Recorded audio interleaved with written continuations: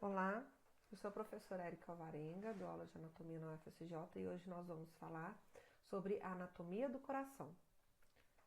Bom, o coração ele é um órgão que se encontra, no sistema circulatório como uma bomba contrátil, como se fosse um grande vaso modificado, cuja função é bombear o sangue para todo o corpo. Então aqui a gente pode observar, a grande circulação, aonde o sangue ele é bombeado do ventrículo esquerdo pela artéria aorta para todos os órgãos do organismo, tá?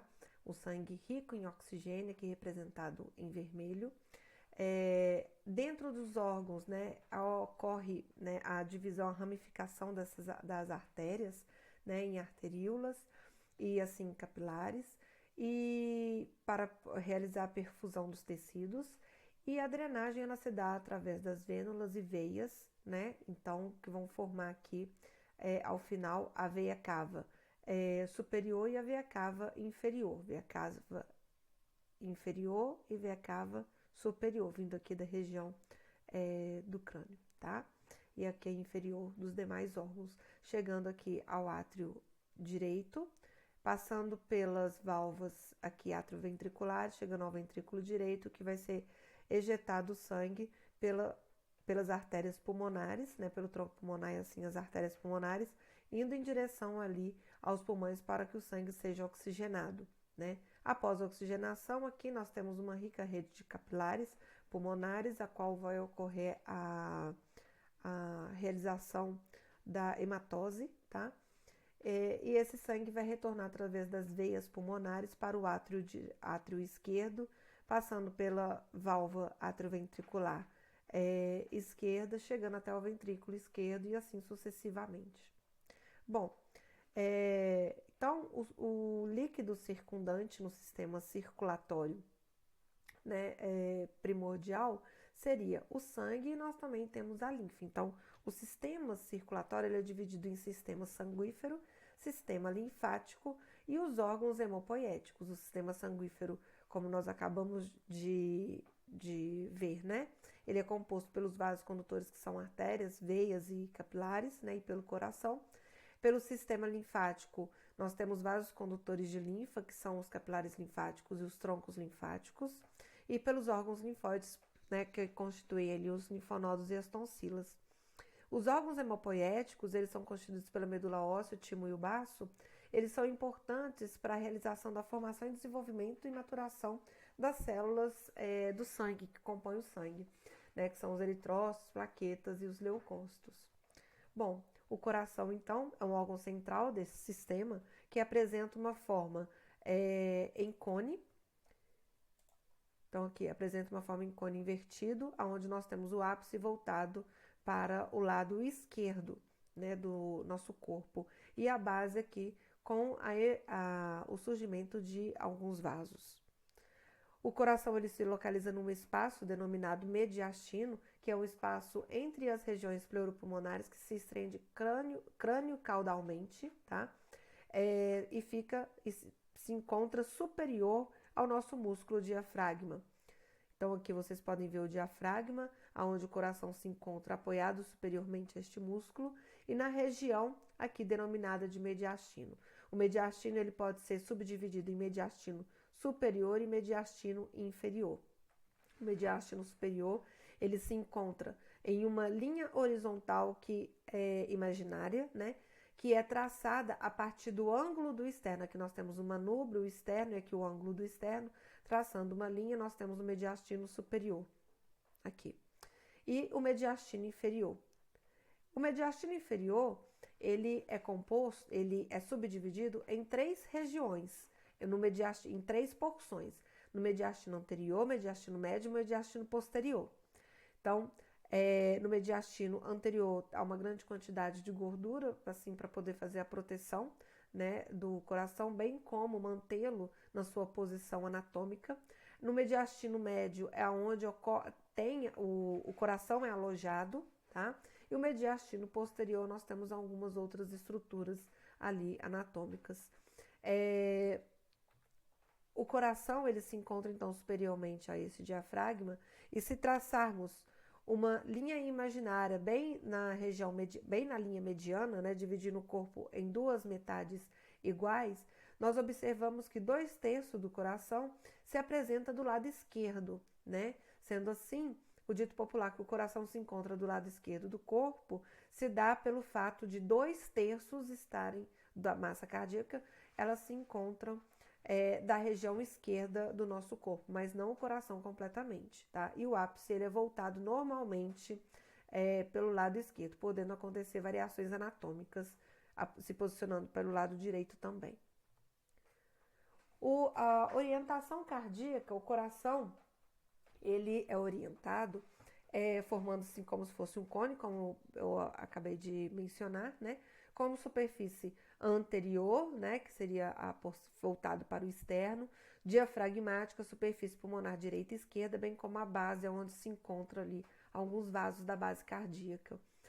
E se desenharmos o coração bidimensionalmente numa folha de papel, nós teremos margens, né? Como a margem esquerda, margem inferior, margem direita e margem superior. Essas margens são importantes porque elas vão nos auxiliar na nomenclatura de algumas estruturas. O pericárdio é um tecido conjuntivo muito importante, o qual a sua função primária é proteção do coração.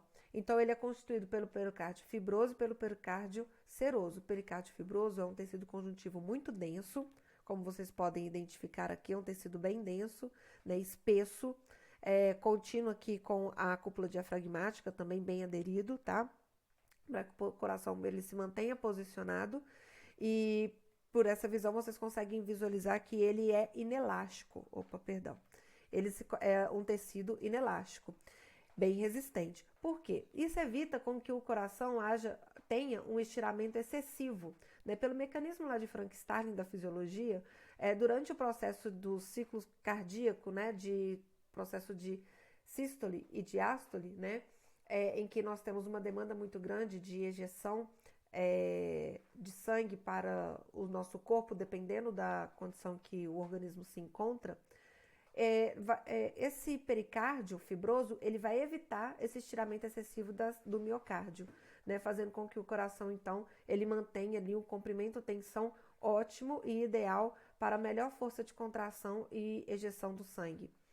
Bom, o pericárdio seroso ele é um pouco mais profundo e ele apresenta duas lâminas, a lâmina parietal e a lâmina visceral, sendo a lâmina visceral considerada como epicárdio. Tá? Então, a lâmina visceral ela se encontra em contato com a víscera, com o órgão, né? Então, nós temos ela aqui bem aderida à musculatura cardíaca, né?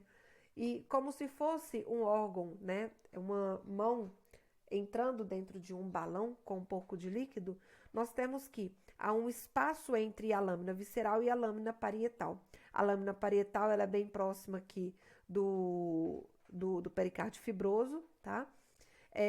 E a função entre a lâmina visceral e a lâmina parietal, existe uma cavidade do pericárdio, ou cavidade pericárdica, com uma pequena quantidade de líquido pericárdico, que ele é muito importante para o deslizamento entre a lâmina parietal e a lâmina visceral, impedindo, diminuindo o atrito entre as mesmas.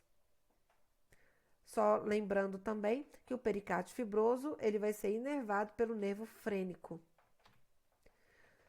O coração ele apresenta também um esqueleto fibroso, que tem uma função muito importante estrutural, mantendo as válvulas cardíacas num tamanho ideal, impedindo com que elas fiquem alternando muito de tamanho, tá? E também impede o estiramento excessivo dessas válvulas cardíacas, tá? Isso faz com que seja mantido, então, o tamanho ideal aqui e o funcionamento adequado do coração. Além disso, o esqueleto fibroso, ele também é um ponto de fixação, ou seja, de inserção das fibras miocárdicas, tá? E também nessa região daqui onde vocês podem visualizar que há um tecido mais extenso também, que é chamado de trígono fibroso aqui nessa porção, nós apresentamos o nó atrioventricular do sistema de condução elétrico cardíaco. E esse tecido, essa diferença de tecido de miocárdio, né, especializado na condução elétrica, para o tecido conjuntivo denso, né, que é constituído o esqueleto fibroso, isso faz com que essa alternância de tecido reduza a condução elétrica, né, nesse complexo estimulante.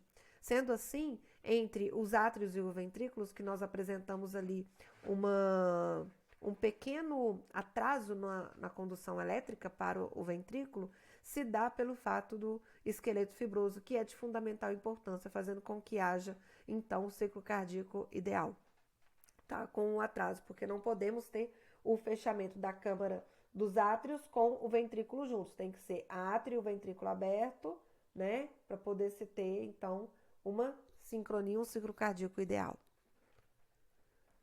Externamente, o coração, ele apresenta-se, então,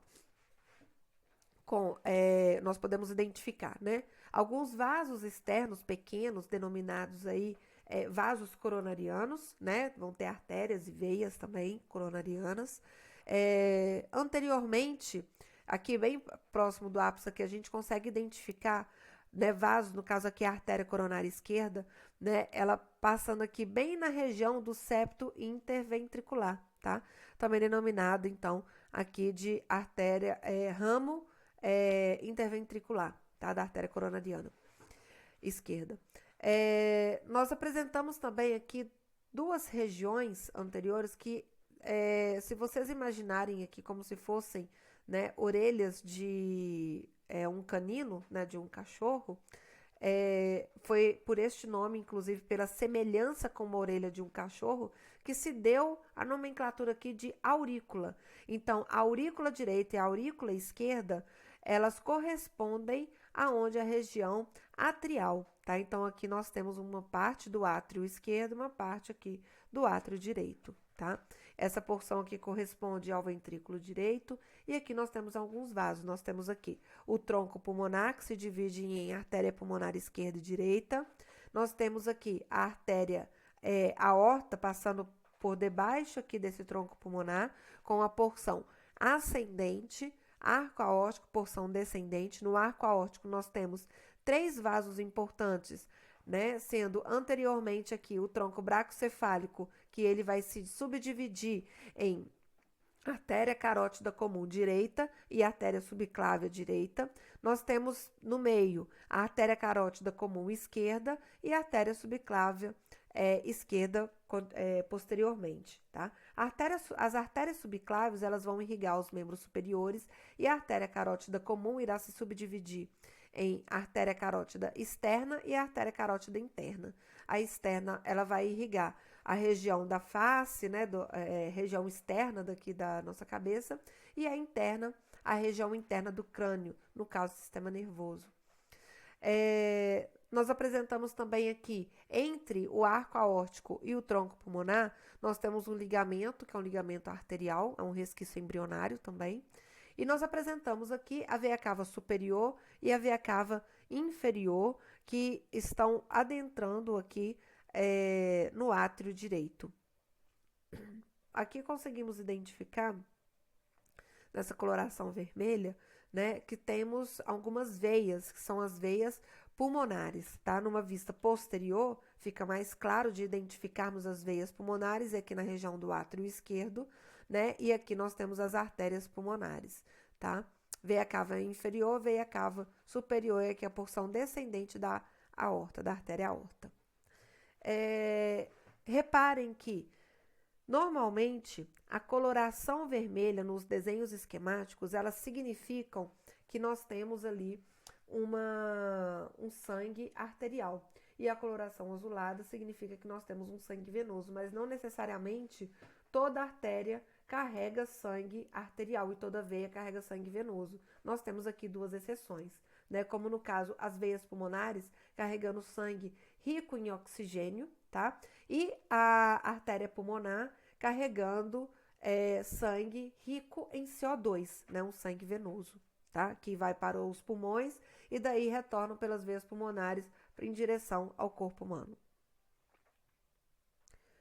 Anatomicamente, a morfologia interna do coração, ele vai apresentar câmaras, né, que são denominadas de átrios e ventrículos, e válvulas, né, que são as válvulas atrioventriculares, mitral e tricúspide, e as válvulas semilunares, pulmonar e aórtica.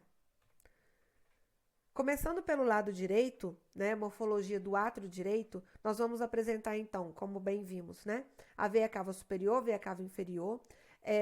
A veia cava inferior, ela apresenta um resquício embrionário também, que é a válvula da veia cava inferior. Em algumas pessoas pode ser muito pequena, quase imperceptível, tá? E nós apresentamos aqui no septo interatrial, ou seja, do outro lado ao átrio, né, esquerdo, e aqui nós temos a câmara, né, que é o átrio direito. No septo interatrial nós temos uma depressão que é denominada de fossa oval. Essa depressão ela é aproximadamente do tamanho de 1 polegar, tá? A fossa oval ela é um resquício embrionário também. Por quê? No momento em que o indivíduo ele se encontra no útero materno, antes do nascimento, a pressão no átrio ela é mais elevada no lado direito do que do lado esquerdo, o que faz com que na região ali que depois se torna fossa, mas antes era um forame, ou seja, era uma abertura de comunicação entre o lado direito e o lado esquerdo, havia passagem ali de sangue, no caso, vindo ali da veia cava inferior, né, tinha sangue oxigenado, que vinha do cordão umbilical ali do feto, né, do bebê, e daí esse sangue, vou retornar aqui, está vindo daqui, né, a válvula ela estava direcionando o sangue para essa região aqui, no caso do forame oval, tá? E esse forame ele apresentava uma válvula, aonde durante a contração, né, a pressão, eu poderia ter aqui o fechamento, tá? Mas, então ele ficava fazendo a função ali de válvula, tá? Real. E daí, quando eu tinha aqui o bombeamento do sangue para o lado esquerdo, tá? Do sangue oxigenado, isso fazia com que o sangue ali no ventrículo esquerdo, ele seria oxigenado, né? Ele iria para todo o organismo ali daquele indivíduo. Caso não houvesse esse forame, o sangue ele iria direto para o pulmão, fazendo com que antes, o pulmão ele também tem células e ele precisa ser oxigenado da mesma forma, porque dentro do útero nós não temos ali a respiração, e se nós necessitamos que a mãe ela transmita ali, faça todo o processo de respiração ali pelos dois indivíduos, né? Então esse sangue ele até chegar no corpo humano em todos os órgãos, ele não estaria tão bem oxigenado e poderia sofrer, então, uma sensação de hipóxia. Então, é importante aqui esse forame oval no período fetal.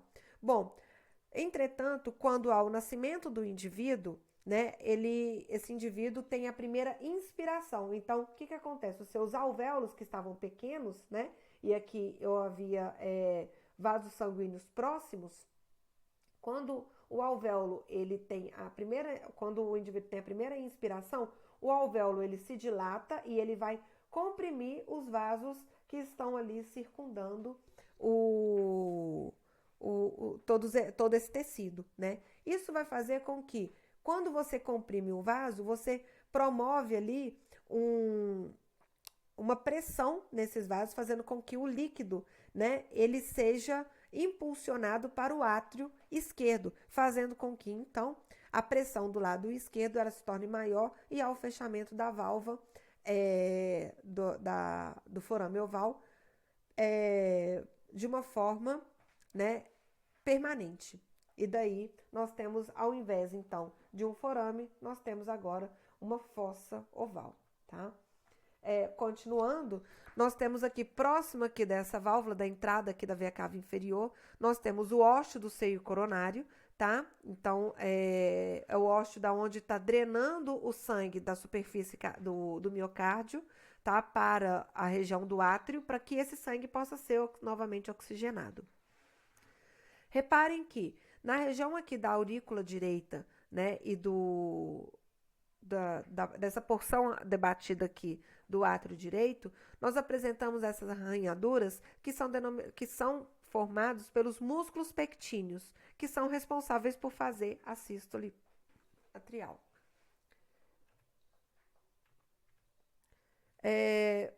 Verifiquem que agora na região ventricular nós apresentamos e conseguimos identificar com maior clareza aqui a válvula atrioventricular e suas peculiaridades. Reparem que na região aqui do ventrículo direito apresenta, né, essa parte debatida aqui, também arranhaduras que são constituídas pelas trabéculas cárneas, tá? Nós apresentamos a válvula atrioventricular, ela vai apresentar, né, 3 válvulas, tá? E nós vamos ter, então, a válvula anterior, a válvula septal e a válvula posterior, tá? Constituindo, então, o conjunto dessas 3 válvulas, a válvula atrioventricular direita, sendo denominada também de válvula tricúspide, por apresentar 3 cúspides, né? 3 válvulas.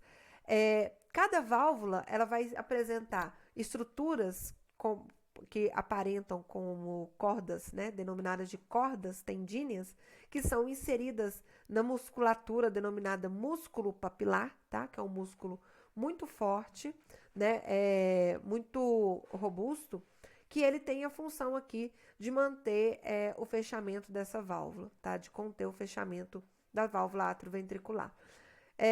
Esse músculo papilar, nós vamos apresentar 3 também do lado direito, que é o músculo papilar correspondente à sua válvula. Então, músculo papilar anterior, músculo papilar posterior, músculo papilar septal. Reparem que aqui nós temos, então, o tronco pulmonar e nós temos também a válvula semilunar pulmonar, né, do tronco pulmonar, constituída por válvula semilunar anterior, semilunar direita e semilunar esquerda. De acordo anterior, por conta da posição anatômica, que essa porção daqui ela é anterior, tá? E aqui nós temos o septo interventricular.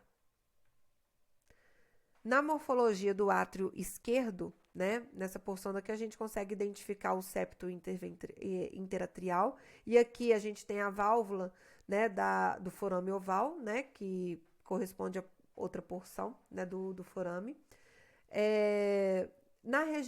Nesse corte daqui é possível identificarmos a válvula semilunar aórtica, onde ela vai ser constituída por válvula semilunar esquerda, direita e semilunar posterior, tá?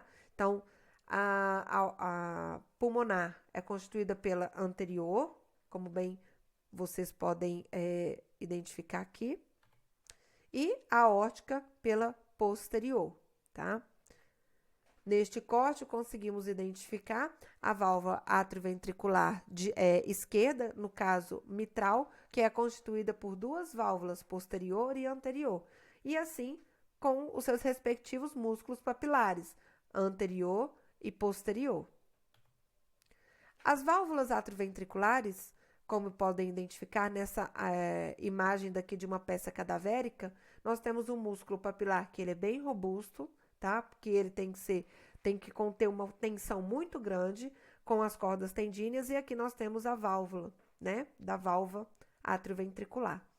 Reparem que essas válvulas, né, no momento em que o fluxo sanguíneo ele está passando do átrio para o ventrículo, o músculo papilar se encontra relaxado e é permitido a passagem do sangue de uma câmara para outra. Entretanto, quando há um momento de sístole ventricular, ou seja, de contração do nosso ventrículo, da região aqui inferior, esse sangue ele seria impulsionado para retornar aqui pela válvula atrioventricular. Entretanto, isso não é possível, né? Não pode acontecer fisiologicamente, porque senão nós vamos ter ali uma mistura desses sangues, um shunt que pode se tornar patológico. Então, o que acontece? Quando esse sangue ele tende a retornar, ter um refluxo, né? Eu tenho o fechamento da válvula atrioventricular e a contração do músculo papilar, deixando então bem esticado, né? Estirados aqui as cordas tendíneas. Por quê? É como se fosse um sistema de paraquedas, né? A gente tem a válvula, o sangue tentando empurrar a válvula para no sentido atrial, na região aqui superior, tá? Mas a musculatura, ela segura, tensiona ali as cordas tendinas, impedindo que haja, então, o prolapso para a região atrial dessas válvulas, tá? Vocês já devem ter ouvido falar em prolapso de válvula, né? Que seria, então, essa permissão, né, que a válvula ela não fique somente nessa posição, mas ela vá de encontro aqui para a região atrial, e daí a passagem de sangue da câmara ventricular para o átrio. E isso pode se tornar algo patológico e necessário de correção e pode gerar consequências para o indivíduo, tá? Aqui uma representação e uma foto cadavérica aqui da base cardíaca, só que retirando os vasos para vocês visualizarem bem aqui a morfologia interna das válvulas, né? Vocês podem ver aqui as 3 válvulas formando a válvula tricúspide, válvula mitral, né? Aqui a válvula semilunar, tá? Aórtica e pulmonar, como vocês podem bem ver aqui. Reparem na válvula semilunar. Aqui, nessa porção aqui da válvula aórtica, vocês conseguem ver que nessa região é como se fosse uma região mais espessa, né? Para quê? Para que haja um fechamento por completo dessa válvula, impedindo que o sangue ele retorne da aorta para o ventrículo, tá? E daí vai formar aqui uma região, tipo uma cúpula, né? E um espaço. Sendo assim, né, na válvula do tronco pulmonar, por exemplo, a gente encontra aquela região mais espessa, correspondendo aqui, tá? Nessa região aqui, chamado de nódulo. Essa porção daqui onde está fechando, vedando, chamado de lúnula, tá? A região, o espaço, né, ali da cúspide, ela é denominada de seio, e no caso aqui, como é da artéria pulmonar, do tronco pulmonar, né, seio pulmonar. No caso da aorta, seria seio aórtico, né? Então, como vocês podem ver, nós vamos ter nódulo, luna, da mesma forma, aqui as cúspides, né? E o seio aórtico. A diferença dessa porção, né, da artéria pulmonar, da artéria aorta, é porque, reparem nessa região daqui, que na artéria aorta emergem 2 vasos, de um lado e do outro, que são as artérias coronarianas, tá? Direita e esquerda. E daí, nós temos aqui, tá? Bem na válvula semilunar aórtica, essas artérias, né? O ósseo das artérias coronariana direita e esquerda. Reparem o seguinte, que como que vai acontecer o enchimento, então, desse vaso? Porque na hora que o sangue estiver passando, né, do ventrículo aqui no caso do ventrículo esquerdo, para a aorta, né, não vou ter sangue entrando, sendo ejetado aqui pelas artérias coronarianas. O que vai acontecer? Da mesma forma, o líquido, gente, qualquer líquido corpóreo, ele vai sempre do local de maior pressão para o local de menor pressão, tá?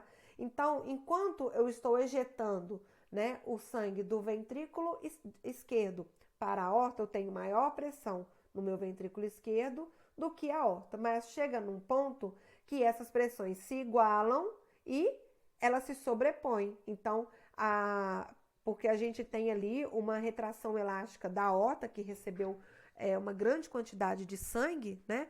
E que vai gerar ali uma pressão um pouco mais elevada do que o ventrículo esquerdo. Isso vai fazer com que o sangue ele tenha um refluxo, né? Mas esse refluxo ele não pode retornar para o ventrículo esquerdo, então ocorre o fechamento da válvula semilunar.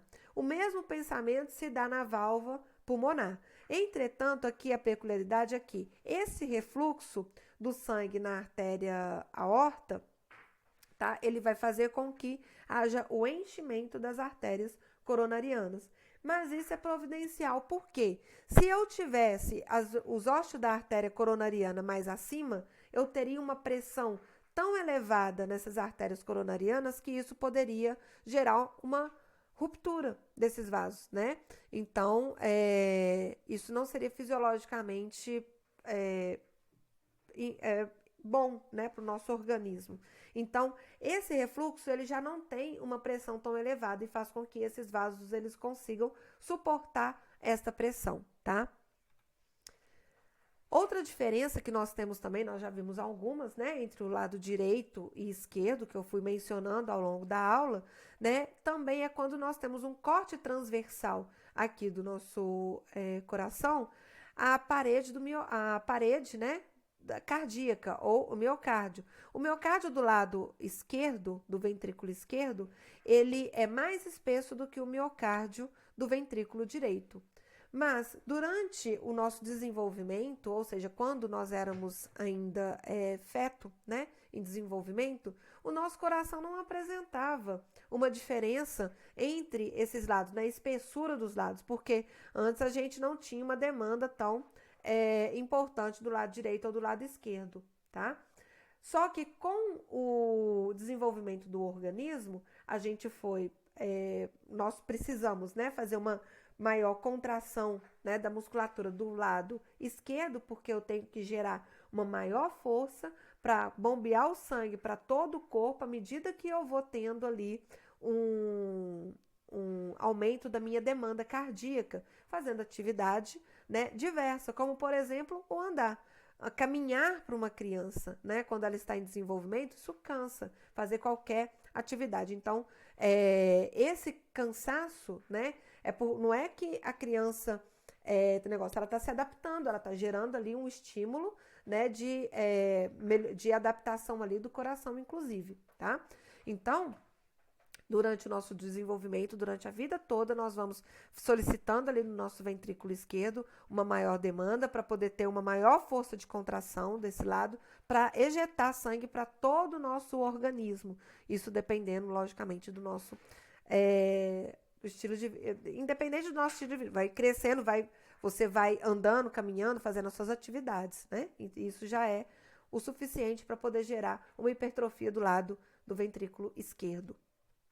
Bom, e para isso, né, então esse músculo, né, o miocárdio, ele trabalha muito o tempo todo, né?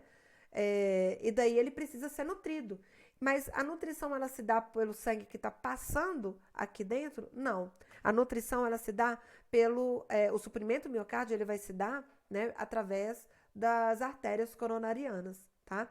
Então, as artérias coronarianas, a distribuição se dá principalmente pela artéria coronariana direita e esquerda. A artéria coronariana direita, ela vai ser subdividida em ramo interventricular posterior e ramo marginal direito, a artéria coronariana esquerda em ramo interventricular anterior e ramo circunflexo, tá? Lembrando que essas ramificações, aqui como vocês podem ver, a artéria aorta, né, e suas principais ramificações, tá? Que a gente tem a artéria coronária esquerda subdividindo aqui em ramo interventricular anterior, né, aqui o ramo circunflexo, depois aqui marginal, tá? E depois nós temos a artéria coronária aqui direita, se dividindo na porção aqui do ramo interventricular posterior, que a gente já vai ver com mais detalhes. Mas reparem nessa imagem aqui. Esses vasos, eles são mais calibrosos, são os superficiais. Então, eles estão levando uma quantidade maior de sangue, né? Só que o miocárdio, ele é espesso, né? E somente esses vasos não vão estar realizando toda a nutrição, porque eles são vasos espessos. Quem é que realiza a troca, né? São os capilares. Então, nós temos que esses vasos vão se ramificando e adentrando para o miocárdio, promovendo ali a formação de capilares para para nutrir todo esse tecido, tá? Então, nós precisamos ali de muitos vasos, né, sendo ramificados ali para poder nutrir toda a musculatura miocárdia. E daí nós temos que, como qualquer outro órgão, nós temos a irrigação, no caso as artérias, né, e a drenagem. No caso ali vão ser as veias. Então, eu vou ter artérias fazendo a irrigação, capilares fazendo ali a troca, a hematose, e depois nós temos ali as veias fazendo a drenagem, tá? Começando pelas artérias, nós vamos aqui reparem aqui, nós temos, então, a aorta, né? Subdividido, então, vamos pelo lado esquerdo primeiro, tá? Aqui nós temos a artéria coronária esquerda, se subdividindo em ramo interventricular anterior, também denominado ramo descendente anterior da artéria coronária esquerda, é esse nome mesmo, comprido, tá? Nós temos aqui o ramo circunflexo da artéria coronária esquerda, né, que ele, circundando aqui, esse ramo circunflexo, né, ele vai gerar aqui a artéria marginal também esquerda, tá? Que lembram lá do início da aula que eu falei sobre a margem, né? Por isso, porque se a gente for fazer aqui um desenho bidimensional, nós vamos ter aqui a artéria marginal esquerda passando aqui, a artéria marginal direita passando aqui bem quase que na margem. Aqui então no ramo, né, descendente anterior, nós apresentamos também que esse ramo ele se subdivide em ramo lateral diagonal, tá? Que ele vai em direção aqui ao ápice cardíaco. E nós temos também outros ramos do septo interventricular, porque meu septo interventricular também precisa ser nutrido. Todo o meu miocárdio ele precisa ser nutrido e esses vasos eles adentram e eles vão se ramificando cada vez mais, tá? Formando ali arteríolas e depois capilares e depois vênulas e veias, tá? Que são aqui no caso as veias, né? Mostradas aqui de coloração azulada. Continuando com as artérias, nós temos aqui então do lado direito a artéria coronária direita, tá? Essa artéria coronária direita ela vai se subdividir em vários outros ramos, né? Nós temos aqui ramos atriais, né? Que eles vão em direção aqui ao átrio, né? Para poder realizar a nutrição.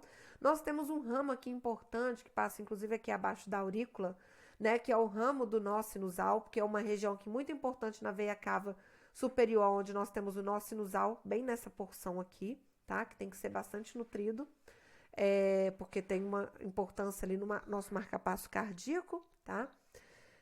Nós apresentamos aqui ainda o ramo marginal direito, da artéria coronária direita, continuando, uma vista posterior, tá? Aqui o ramo marginal direito. Continuando, aqui a artéria coronária direita, nós vamos ter uma divisão, que ele vai formar um ramo interventricular posterior, que é a descendente posterior, e ele continua aqui margeando, formando, né, o ramo posterolateral esquerdo, né? Então, a artéria coronária direita, ela não simplesmente vai nutrir o lado direito do coração, mas também uma parte do lado esquerdo. E a artéria coronária esquerda da mesma forma. Nós vamos ter alguns ramos que elas também vão fazer a nutrição de tecido do lado esquerdo, tá? Bom, aqui, ó, nós temos aqui ainda o ramo do nó átrio-ventricular, que fica nessa região daqui, tá? Só mais que é um ramo aqui da artéria posterolateral esquerda. Já a drenagem, ela vai se dar em 3 sistemas. Então, né, a partir do momento que eu já tive a irrigação, depois eu tenho ali formação dos capilares, eu vou ter a troca ali, né, eu deixo o oxigênio, recolho o CO2, e daí eu tenho que drenar todo esse sangue, né? Esse sangue ele vai ser drenado pelo sistema de seio coronário, sistema transmural e sistema endomural. O sistema de seio coronário é o que drena, né, a grande parte, 75% ali do sangue venoso cardíaco, ele vai ser drenado pelo sistema do seio coronário, que são esses vasos maiores, né, como essas veias principais, que é a veia cardíaca magna, a veia cardíaca média ou veia interventricular posterior, a veia oblíqua do átrio esquerdo e a veia cardíaca parva. Entretanto, nós temos um sistema que é transmural, tá? Que ele vai ser constituído por veias superficiais, que são veias ali anteriores do ventrículo, tá? Direito, e as veias atriais também. E elas desembocam ali no interior do sulco coronário, tá? Bem próximo ali, um pouco acima da válvula tricúspide, ok? Ali no seio coronário, aonde nós vimos anteriormente. E ainda nós temos um sistema denominado de endomural, porque esse sistema endomural, ele é constituído por veias cardíacas mínimas, denominadas também de veias de Tebésio, que elas provêm ali da camada mais interna do miocárdio, tá? E elas vão desembocar diretamente no átrio e nos ventrículos, tá? Então, pequena quantidade, mas já desemboca direto naquele sangue que está passando já, ok? Bom, então as principais veias, agora nós vamos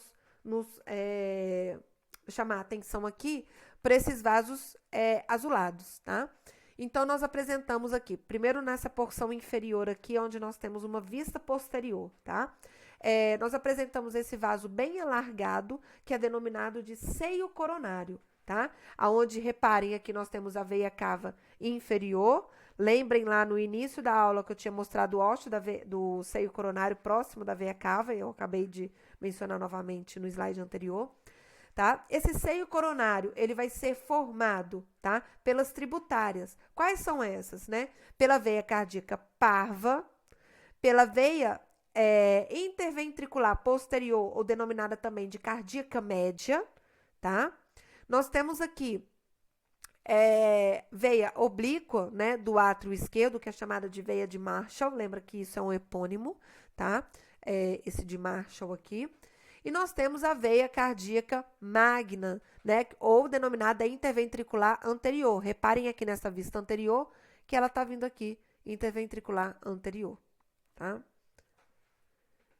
Por fim, nós temos um complexo estimulante, né, aqui o nó sinusal, ou sino atrial, que ele vai emitir, né, ele é constituído por células especializadas, células por miócitos, né? Especializados ali na produção de estímulo elétrico, tá? E que é influenciado, inclusive, pelo sistema nervoso autônomo, né? E ele vai emitir, né, fibras ali, feixes, né? Para aqui nós temos um sistema, né, interatrial, tá? Feixes interatriais, que vai para o outro lado. Por quê? Nós precisamos, à medida que essas células aqui, elas se despolarizam, né? Ela tem um sistema de autodespolarização, ela vai emitir para todo o átrio de forma uníssona, né? Ou seja, vai ser de uma forma homogênea, para que o átrio ele se contraia de uma maneira mais homogênea possível, tá? E ao mesmo tempo, todos os miócitos se contraem. Esse impulso ele vai ser direcionado ali para o nó atrioventricular. Lembre-se do esqueleto fibroso. Então, nesse momento, nós vamos ter aqui um atraso do impulso nervoso na passagem do nó atrioventricular para o fascículo atrioventricular, ou denominado feixe de His, onde ele vai se subdividir aqui no septo interventricular em ramo direito e ramo esquerdo, e depois ele vai se subdividir em várias outras ramificações denominadas ramos subendocárdicos, tá? Denominados de fibras de Purkinje. Então, esse sistema, esse complexo estimulante, ele não é constituído por fibras nervosas em si, mas sim células especializadas na condução elétrica, que é gerado pelo nó sinoatrial, tá? E por fim também nós temos aqui a visualização da musculatura cardíaca, né, num sistema aqui que temos fibras, né, no sentido oblíquo, formando como se fosse, nesse sentido, imaginem que a contração ela se dá nesse sentido, né? Então eu vou ter uma contração aqui de baixo para cima e como se fosse num sentido de torção, tá? Mas eu tenho também umas fibras que elas são no sentido que circular. Então, ela se contrai ao mesmo tempo. Durante, então, um processo de ejeção, eu vou ter contração das fibras circulares e das fibras aqui em sentido de torção, tá? Então, que são fibras tipo oblíquas. Imaginem só no momento de uma sístole ventricular, né? Porque como que tem que ser efetivamente a sístole para que o sangue seja ejetado daqui do ventrículo? Precisa que seja para cima, para essa região daqui do tronco pulmonar ou da aorta, né? Então, eu tenho que fazer com que eu faço tanto um sistema de contração assim, circular, mas aí o sangue viria para baixo. Então, eu tenho um sistema de torção, para que todo o sangue seja ejetado de uma forma eficiente, tá? Para esses grandes vasos e de uma forma que gere pressão, tá? Deixo aqui meu e-mail, fico à disposição para tirar quaisquer dúvidas que surjam, tá? Via portal didático também. Um abraço a todos.